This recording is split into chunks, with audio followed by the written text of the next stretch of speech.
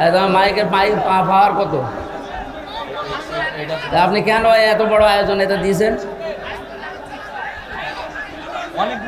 সারাদিন কি করেছেন? মাইকের কোনো আওয়াজ আছে?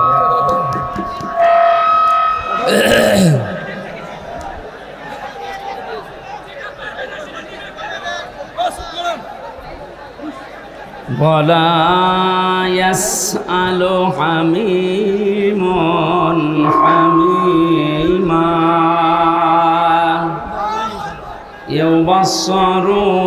يبصرونهم يود المجرم لو يفتدي من عذاب يومئذ ببنيه وصاحبته وأخيه وفصيلته التي تؤويه ومن في الأرض جميعا ثم ينجيه صدقت يا ربنا. عن أبي هريرة رضي الله تعالى عنه قال قال النبي صلى الله عليه وسلم اتقي دعوة المظلوم فإنها ليس بينه وبين الله حجاب رواه مسلم. وقال تعالى في شان رسوله إن الله وملائكته يصلون على النبي يا أيها الذين آمنوا صلوا عليه وسلموا تسليما اللهم صل على سيدنا. আপনার ব্যবসা জীবনের মতো বন্ধ হয়ে যাবে একেবারে।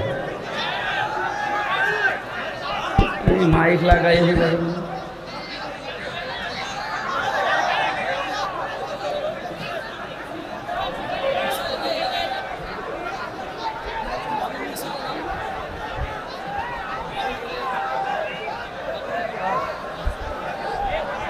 আরে ভাই এক একদিন 2টা 3টা করে অনুষ্ঠান করা লাগছে, আমার গলায় তো পারা লাগবে। কি আওয়াজে মাইক টাঙানো হয়নি, মাইকের পাওয়ারও নেই। এখন কি করবেন, কি হয় মানুষগুলোকে? কি করো কি ওয়্যারলেস খুলে দিলে হবে বলছে, এটার জন্য ঝামেলা কাছে না, সব না ওয়্যারলেস যেগুলো এগুলো এটা ঝামেলা কাছে। আল্লাহুম্মা সাল্লি আলা সাইয়্যিদিনা মাওলানা মুহাম্মদ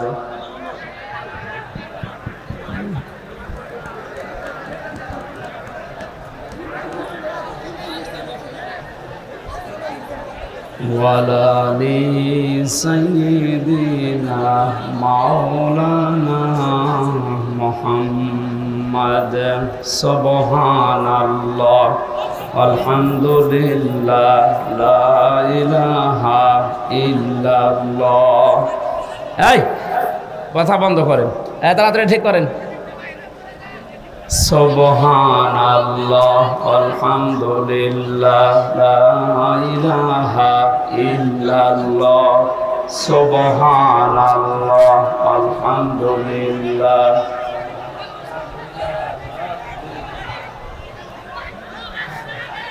সুবহানাল্লাহ আলহামদুলিল্লাহ লা ইলাহা ইল্লাল্লাহ লা ইলাহা ইল্লাল্লাহ মুহাম্মাদুর রাসূলুল্লাহ। আলহামদুলিল্লাহ, বাংলাদেশের নির্যাতিত জেলা গাইবান্ধা কোরআনের জন্য বাংলার এই জমিনে সবচাইতে বেশি কোরবানি যারা দিয়েছে এক নম্বরে সাতক্ষীরা, 2 নম্বরে গাইবান্ধা।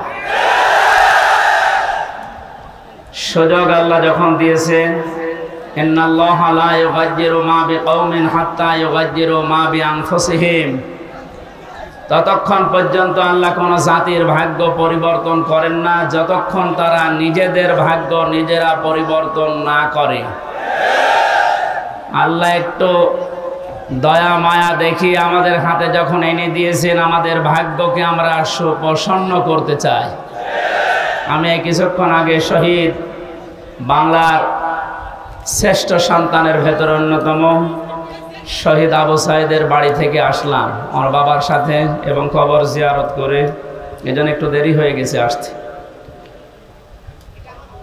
কথা বন্ধ করেন, এমনিতে ইশারায় কাজ করেন, কথা বলা যাবে না। এই দেখা যাক না দেখা যাক কথা বলবেন না, শোনা গেলে হবে। শোনেন, খুব গুরুত্বপূর্ণ সময় আমরা পার করছি। যেহেতু কোরআনে কারিমের সূরা রদের আয়াতে আল্লাহ জানিয়েছেন যে যতক্ষণ তোমরা নিজেদেরকে না পাল্টাবে আমি আল্লাহ নিজে পাল্টিয়ে দেব না। সুতরাং আমাদের চেষ্টা করা লাগবে, আল্লাহ নিজে আমাদেরকে পাল্টিয়ে দেবে। চেষ্টা করার মালিক কে? বলছে আল্লাহ। আল্লাহ চেষ্টা করবেন, আপনি কি ঘাস কাটবেন? সফলতা দেওয়ার মালিক কে বলেন তো? ওয়ালা তাহিনু ওয়ালা তাহজানু ওয়া আনতুমুল আলাউনা ইন কুনতুম মুমিনিন। কোনো চিন্তা নেই, কোনো ভয় নেই।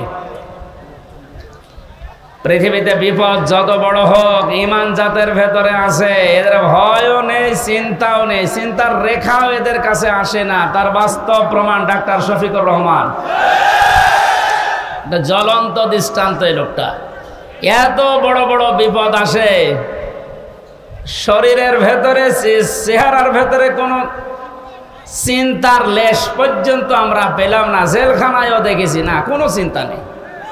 সে বাংলায় একটা কথা বলে, ইংরেজি মিলে নো চিন্তা ডো ফুর্তি, ওই রকম অবস্থায় আছে।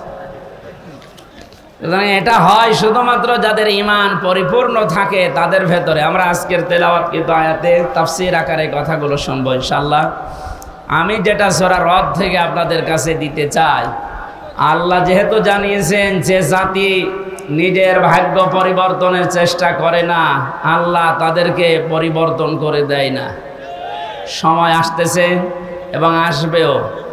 আশা করছি বাংলাদেশের চট্টগ্রাম, সাতক্ষীরা, গাইবান্ধা, চাঁপাইনবাবগঞ্জ, ওদিকে বরগুনা, পটুয়াখালী, এই সমস্ত জেলা থেকে কোরআনে কারিমের যে খাদেমগুলো আসবে, আল্লাহ যেন তাদেরকে কামিয়াবি দান করেন আপনাদের মাধ্যমে। আমরা চাই এগুলো থেকে যদি বসে যায় কোরআনের কোনো খাদেম, তাহলে জেলার পুরা বদনাম হয়ে যাবে। বহু কষ্ট স্বীকার করেছেন, আপনাদের নাম স্বর্ণাক্ষরে লেখা থাকবে বাংলার ইতিহাসে। গাইবান্ধা এ জেলার পলাশবাড়ি বলে একটা থানা আছে, এই থানা আদর্শ শিশু সদন এতিমখানার উদ্যোগে। শব্দগুলো খুবই গুরুত্বপূর্ণ। আদর্শ এ শব্দটা আমরা দুনিয়ার হিসাবে অনেকে মনে করি আদর্শ এ আর কি না, এটা গুরুত্বপূর্ণ একটা শব্দ মানব জীবনের জন্য। যতদিন পর্যন্ত এটা আমরা পাল্টাতে না পারবো দুনিয়ার ধ্যান ধারণায়, এ পৃথিবীতে কাঙ্ক্ষিত মানের শান্তি আমরা পাবো না। কারণ একমাত্র আদর্শ এ শব্দ বলে আল্লাহ নিজে ডাক দিয়েছেন রাসূলুল্লাহকে। আল্লাহ পাক জানিয়েছেন, ইয়াসিন, হে নেতা। এই একটাই মাত্র ঘোষণা আল্লাহর। কোরআন শরীফে আল্লাহ কাউকে হে নেতা এই শব্দ বলে ডাক দেননি। সুবহানাল্লাহ বলতে পারেন নাই? তো এই ইয়াসিন সূরা পড়লে 10 খতম কোরআন শরীফের সওয়াব হয়, প্রত্যেক অক্ষরে 10টা করে নেকি হয়। হ্যাঁ, মাস্ট বি হবে। এর ভেতরে যে শিক্ষাগুলো আল্লাহ দিতে চায়, ওইগুলো তো আপনার জীবন আগে থাকা লাগবে। এর প্রথম শব্দ কি বললেন? ইয়াসিন। ইয়া মানে হে, ইয়া মানে কি? হরফে নেদা। সিন মানে সাজ্জেদ, সাজ্জেদ মানে বাংলায় নেতা। আল্লাহর ঘোষণা দেওয়া নেতা কয়জন? উনি একমাত্র আদর্শ দুনিয়ার মানুষের। সুতরাং বাংলার মুসলমানেরা মোহাম্মদ রাসূলুল্লাহকে বাদ দিয়ে আজ যারা অন্য কারো আদর্শ গ্রহণ করে নিজেকে আনন্দিত গর্বিত মনে করছেন, আপনি ভুল পথে আছেন। আর এই একটা কারণে আপনাকে জাহান্নামে যাওয়া লাগতে পারে। আপনি যদি অন্য ধর্মের হতেন আমি বলতাম না, আপনি যদি মুসলমান হয়তো না বুঝে ভুল করছেন। এজন্য আশা করছে আপনি এটা নিয়ে ভাববেন। মরণের পরে নবীজিকে আল্লাহ দেখিয়ে বলবে মান হাজার রাজুল, এই লোকটা কে ছিল? আপনি যদি বলেন হাদা নাবিয়্যুনা মুহাম্মাদুর রাসূলুল্লাহ সাল্লাল্লাহু আলাইহি সাল্লাম, ইনি আমাদের নবী মুহাম্মাদুর রাসূলুল্লাহ, এ কথা বলার পরেই কিন্তু ফেরেশতারা জিজ্ঞাসা করবে জীবনে প্রতিটি ক্ষেত্রে এই লোকটার আদর্শ মেনে চলেছো? এবার আমার মনে হয় যে মানুষগুলো বিভিন্ন সময় স্লোগান দিয়েছে, আমার নেতা, তোমার নেতা, অমুকের নাম দিয়েছে, মুহাম্মদুর রাসূলুল্লাহর নাম দেয়নি, ওই মানুষগুলো মাস্ট বি ধরা খাবে। আমরাও ধরা খেতে চাই, বলেন? এরপরও যদি কারো মনের পরিবর্তন না হয়, সে যেন বিশ্বাস করে তার বিবেকের উপরে কুকুরে প্রসাব করেছে। ও বলছে ঠিক। এখন যদি বাড়িতে যাই, এই যে যেখানে বসে আছে এনে যদি বাড়িতে সালাম দেওয়ার পরে ওনার স্ত্রী ওনারে গালি দেয় কুকুরের বাচ্চা বলে, ওনার ভালো লাগবে? বলেন, রাগ হবে না? উনি যদি জ্ঞানী মানুষ হয় চিন্তা করবে আমার তো শিক্ষিতা বউ, এত ভদ্র ঘরের সন্তান, আমার গালি দেয় কেন? অবশ্যই এর জিনে ধরেছে। কিসে? জিন অথবা পরিতে ধরেছে, নাই তো আমার গালি দেওয়ার কথা না, স্বাভাবিক নেই। আপনি যদি কোরআনে কারিমের অথেন্টিক কথাটা শোনার পরে হ্যাঁ আপনার যদি বিশ্বাস দরবেশ বাবার মতো হইতো, তাহলে আপনাকে আমি বলতাম না। ও দরবেশ কোরআন হাতে নিয়ে বলেছিল এর ভেতরে সমস্যা আছে, এই কারণেই তো দাড়ি কেটে ফেলিস। আল্লাহকে অপমান করিয়েছে শুধু কোরআনে কারিমে মানে সন্দেহ আছে এর ভেতরে, এই কথা বলার কারণেই। যে লোকটা এই কথা বলতে পারে তার ঈমান বলে কিছু থাকার কথা। আল্লাহ বলেন যালিকাল কিতাবু লা রাইবা ফি, এর ভেতরে কোনো ভুল নেই, সন্দেহ নেই, সন্দেহের অবকাশও নেই। আর ওটা হাতে নিয়ে বলেছে এর ভেতরে সমস্যা আছে, তবে মেজর না। বলেন নাউজুবিল্লাহ। আমার ভাইরা, খুব অল্প সময় কথা বলবে গরমে, কিন্তু কথাগুলো আপনাকে নিয়ে যাওয়া লাগবে। ইয়াসিন বলে আল্লাহ যার নাম দিলেন তার নাম মুহাম্মদুর রাসূলুল্লাহ। সুতরাং আজকে থেকে যদি বিবেকটা কাজে লাগে, মুহাম্মদুর রাসূলুল্লাহ বাদ দিয়ে আপনি আর কাউকে নেতা আদর্শ হিসাবে মানবেন না। এ কথা দেওয়া যায় না? আলহামদুলিল্লাহ। শিশু সদন এতিমখানার নাম দিয়েছেন। এতিম এ শব্দটার ব্যাখ্যা শুনছিলেন? এত গুরুত্বপূর্ণ বিষয় এটা। বিশ্ব নবী নিজে এতিম ছিলেন। নবীজি জানিয়েছেন কেউ যদি এতিমের মাথায় হাত বোলায় যতগুলো চুল পড়বে অতগুলো সওয়াব হবে। এতিমের দায়িত্বে যারা থাকবে কিয়ামতে নবীর সাথে এভাবে পাশাপাশি জান্নাতে থাকতে পারবে। এ সুন্দর একটা প্রতিষ্ঠানের উদ্যোগে আজকের আয়োজন। পলাশবাড়ি SM মডেল পাইলট সরকারি উচ্চ বিদ্যালয়ে, পলাশবাড়ি পৌরসভা গাইবান্ধা। সভাপতির দায়িত্বে আছেন আমার আরাফাতের ভাই আলহাজ মাওলানা আব্দুল মান্নান মণ্ডল। এতিমদের দায়িত্বে তিনি আছেন। আল্লাহ যেন এতিমদের এই দায়িত্ব পালন করার কারণে জান্নাতে নবীর সাথে এভাবে পাশাপাশি ব্যবস্থা করে দেন।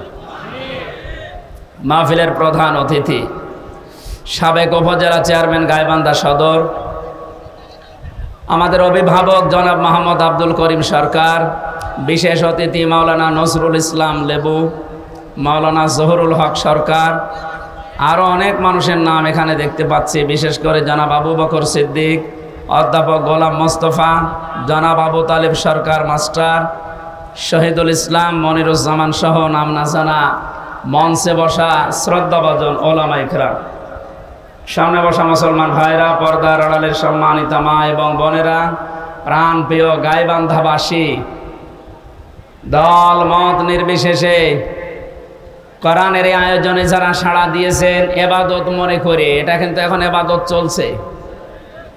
যে ইবাদতে কষ্ট বেশি ওই ইবাদতে সওয়াব বেশি হয়। সুতরাং এই কষ্ট করে যারা এসেছেন শুনছেন ইবাদত মনে করে বলেন আলহামদুলিল্লাহ। পৃথিবীতে আল্লাহর বড় বড় দয়ার কথা আমরা শুনেছি। সবচাইতে বড় দয়া রহমত আল্লাহর পক্ষ থেকে মানুষের জন্য 4টা পেয়েছি। কয়টা বলেন বলেন? এটা তিরমিজি শরীফের হাদিস। আল্লাহর নবী বলেন 1 নম্বরে মানুষের সবচাইতে বড় দয়া, কিন্তু এটা পেলে মানুষ বেজার হয়। আল্লাহর দয়া রহমত, অথচ মানুষ পেলে বেজার হয়। কথাটা কেমন হয়ে গেল না? নবীজি কেন বললেন এবার মিলান তো? 1 নম্বরে পৃথিবীর বড় দয়া রহমত, মানুষ যেটা পেলেই বেজার হয়ে যায় অধিকাংশ। তার 1 নম্বরে কন্যা সন্তান। আমরা কি বেজার হব? আজ যারা জুজুর ভয় দেখাচ্ছেন বাংলাদেশে নারীদেরকে, যে ইসলামী আন্দোলন একামতে দিন যারা আছে, এরা যদি ক্ষমতায় যেতে পারে আপনাদের ঘর বন্দি করে রাখবে, এই জুজুর ভয়টা দেখানো হচ্ছে না? বাংলাদেশের জামাতে ইসলামী বাংলাদেশের শ্রদ্ধাভাজন আমির, আমার মনে হয় কেউ যদি জিন্দা আল্লাহর ওলি দেখতে চায় ওই লোকটার যেন দিকে তাকায়। টাটকা ওলি। আমরা ওলি আল্লাহ খোঁজার জন্য সিলেটে যাই, সিলেটে যেখানে যাওয়া দরকার ওখানে যাই না। কথা বলেন না কেন? জীবিত ওলি দেখতে হলে এখানে যাওয়া লাগবে, সিলেটের পাশে মৌলভীবাজার কোলাউড়ায়। হেঁটে গেলে মনে করবেন এটা একেবারে জিন্দা ওলি। উনি ঘোষণা দিয়েছে নারীদেরকে আজ যারা জুজুর ভয় দেখাচ্ছেন, আমি গ্যারান্টি দিলাম যদি আল্লাহ আমাদেরকে জাতির খেদমতে কবুল করে, এই মেয়েরা পুরাটা উল্টিয়ে যাবে। তারা মনে করবে আমরা মায়ের কোলে আছি। ওনার কথার সাথে বাস্তবতার যেন আল্লাহ মিল করে দেন, বলেন আমিন। যারা কন্যা সন্তান যাদের আছে আপনি বেজার হবেন না, কারণ কারো রিজিকের দায়িত্ব কারো হাতের উপরে, ঘাড়ের উপরে, মাথার উপরে আল্লাহ দেয়নি। যে আসতেছে দুনিয়ায় তার রিজিক সে নিজে করে নিয়ে আসতেছে। কথা বলেন এখানে?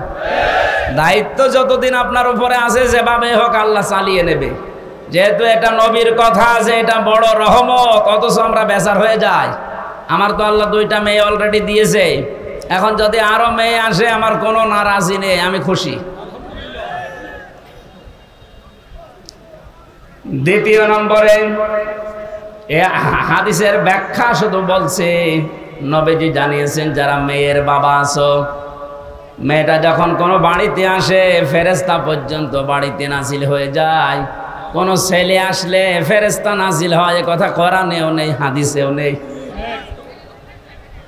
অথচ মেয়ে মানুষ আসলে ওই বাড়িতে আল্লাহ ফেরেশতা আগে পাঠায়। ফেরেশতারা আসার পরে মাথার উপরে হাত দেয়, ওই কন্যা সন্তানকে উদ্দেশ্য করে বলে এটা একটা দুর্বল দেহ, একটা দুর্বল দেহ থেকে বের হয়ে এসেছে। এই মেয়েটাকে যারা আদর যত্ন করবে, এর পেছনে শ্রম দেবে, দিনের শিক্ষা দেবে, সব পাত্র থেকে পাত্রস্থ করবে, কিয়ামত পর্যন্ত আল্লাহর সাহায্য ওই বাবা মা গার্জিয়ানের উপরে থাকবে। বলেন সুবহানাল্লাহ।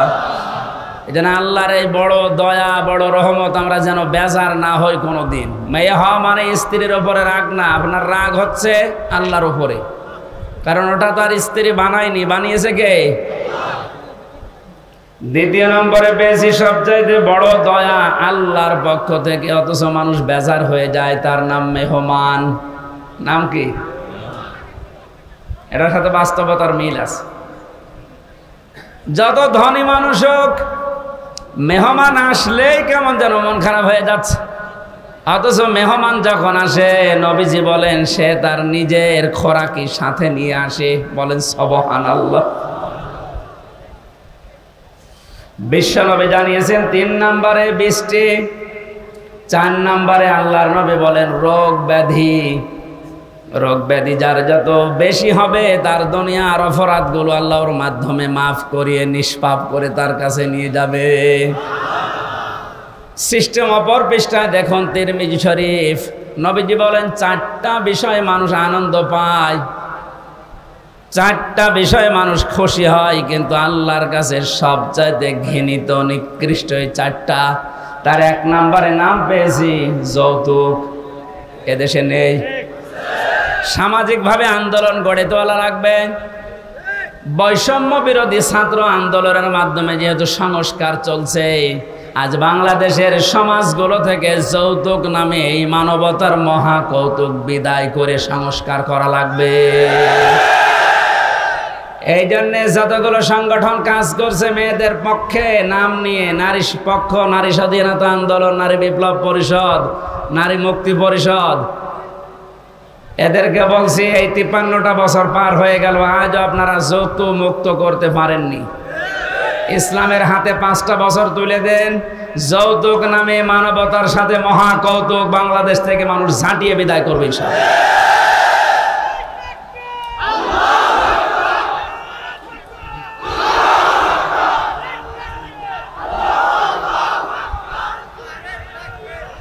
গাইবান্ধাবাসী 2 নম্বরে পেয়েছি আল্লাহর কাছে ঘৃণিত, মানুষের কাছে খুব আনন্দ লাগে, মজা লাগে, তার নাম গীবত।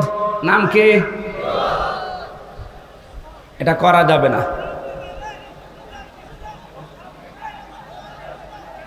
আপনারা কথা বন্ধ না করলে তো আমি কথা ভুলে যাব। কথা বন্ধ করেন। কি আসছে, মানুষের আসলে চাপ খুব বেশি হয়ে গেছে। নবীজি বলেন 3 নম্বরে মিথ্যা বলা, 4 নম্বরে সুদ আর ঘুষ খাওয়া। এই 4টা বিষয় আল্লাহর কাছে ঘৃণিত, কিন্তু মানুষ খুব বেশি আনন্দ পায়, মজা পায়। আমরা যেন বিরত থাকতে পারি, বলেন আমিন।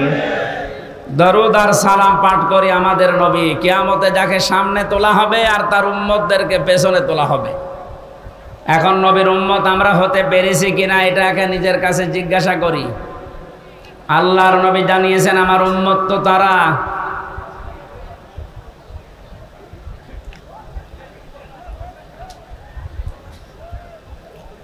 সূরা আরাফের ভেতরে 2 জায়গায় আল্লাহ আয়াতটা দিয়েছেন, উম্মতি মুহাম্মদি, যে আমিও মুহাম্মদুর রাসূলুল্লাহর উম্মত। এ কথা যদি কেউ ঘোষণা দেয়, দাবি করে, সে যেন মানুষকে ন্যায় এবং ইনসাফের দিকে ডাক দেয়। আপনার বিবেকের কাছে আমি প্রশ্ন করছি, আমি রাজনৈতিক কোনো এজেন্ডা নিয়ে আপনার কাছে কথা বলছি না। তো বাংলাদেশে এই মুহূর্তে ন্যায় এবং ইনসাফ প্রতিষ্ঠার জন্য যারা ডাক দিচ্ছে, আপনার বিবেক কোন দিকে সায় দেয় আপনি নিজেই বলেন। 2 নম্বরে এটা যারা শুধু ডাক দিয়েই ক্ষান্ত না, এটা যারা কায়েম করতে চায়, প্রতিষ্ঠা করতে চায়, এই 2টা গুণ যাদের ভেতরে আছে এরা নবীর উম্মত বলে দাবিদার, উম্মত বলে দাবি করতে পারে। আল্লাহ আমাদেরকে যেন এই 2টায় গণান্বিত হওয়ার তৌফিক দান করেন, আমিন। কোরআনে কারিমের বহুল আলোচিত একটা সূরা, সূরা মাআরিজ। কি নাম বললাম? এই মাআরিজ সূরা থেকে আমি কয়েকটা আয়াত পড়েছি বর্তমান প্রেক্ষাপট সামনে নিয়ে। কোরআনে কারিমের আয়াতকে আমি তাফসীর আকারে কথা বলার চেষ্টা চালাবো। ওমা তাওফীকি ইল্লা বিল্লাহ। জবান খুলে আগে একটু তেলাওয়াত করেন, আউযু বিল্লাহি মিনাশ শাইতানির রাজীম, বিসমিল্লাহির রহমানির রহিম, ওয়ালা ইয়াসআলু হামিমুন হামিমা। আজকের আলোচনার বিষয় হচ্ছে মুক্তিপণ। কি বললাম?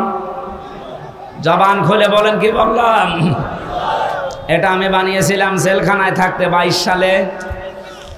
বাংলাদেশের এই উত্তর অঞ্চলের ইসলামী আন্দোলন জামাতে ইসলামের শ্রদ্ধাভাজন সহকারী সেক্রেটারি জেনারেল, আপনাদের বিভাগের কৃতি সন্তান জনাব AKM আজহারুল ইসলাম, উনি আমাকে জেলখানায় থাকতে বলেছিল, হামজা এই বইটা পড়ো, অনেক তথ্য জাতিকে দিতে পারবা, প্রোডাক্টিভ মুসলিম। ওর ভেতর থেকে আমি একটা সাবজেক্ট বানিয়েছিলাম কোরআনে কারিমের আয়াতের সাথে, ওখানে বাংলা লেখা দেখেছিলাম, এর নাম হবে মুক্তিপণ। কি বলেন তো?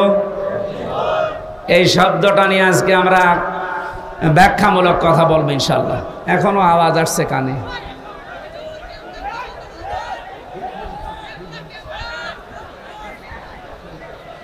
এইভাবে করলে তো কথা বোঝানো যায় না। আর যে মাইক নিয়েছেন, জীবনে যদি এই মাইক আমার মাহফিলে দেন, একেবারে আষাঢ় দিয়ে ভেঙে ফেলবে,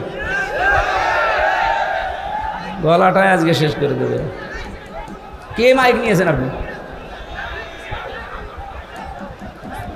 একটা আওয়াজ হলো।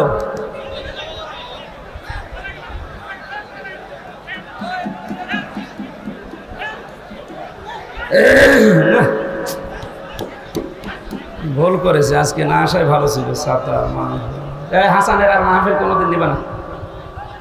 ছাতা কিছু জানে না, বোঝে না, আন্দাজে মাহফিল নিয়েছে। বলি যে এত করে যে টাকা পয়সা আমার দরকার হয় কম দিয়ে, আপনি জেলা শহরের মাইক নেবেন, রংপুর থেকে মাইক নিয়ে আসা যায় না? কোথায় বাদাম বিক্রি করে মাইক নিয়েছেন? অত জোরে আওয়াজ দিয়েও যদি আওয়াজ না শোনা যায়। আপনারা নিজেদের আওয়াজ একটু বন্ধ করেন তো ভাই। হ্যাঁ, একটু আওয়াজ বন্ধ করেন। আপনাদের বিভাগের সন্তানের কাছে পাওয়া বই থেকে যেহেতু এই সাবজেক্টটা বানানো, উনি থাকলে বাইরে আপনাদেরকে শোনাতেন। যেহেতু উনি এখনো ভেতরে, আমরা আশা করছি খুব তাড়াতাড়ি আল্লাহ আমাদের ভেতর ওনাকে ফিরিয়ে দেবে। আমিন। কি আপনারা চান না? হ্যাঁ, কথা বলেন না কেন?